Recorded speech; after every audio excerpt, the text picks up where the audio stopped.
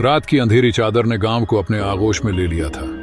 एक विलक्षण गांव जिसमें हर रात एक अजीब और भयानक घटना होती थी। लोग कहते थे कि रात को वहां आवाजें सुनाई देती हैं, परंपरागत कथाओं की तरह, लेकिन उनका स्वरूप अज्ञात रहता था।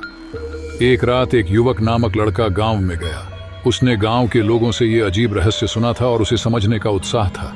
गांव में पहुंचते ही उसने एक घर की ओर देखा जो कि सबसे पुराना और अवांछित लग रहा था। वह उस घर के पास पहुंचा और दरवाजे पर धरती की खिसकी हुई आवाज सुनाई दी। धीरे धीरे वह घर के अंदर घुसा। घर की अंधेरी दीवारों में सिर्फ एक अजीब सी रोशनी थी जो और अधिक उसका दिल डरा रही थी। उसने अपने आगे के कदम बढ़ाए और दरवाजे को बंद किया। एक छोटी सी ध्वनि उसके कानों में घूम रही थी।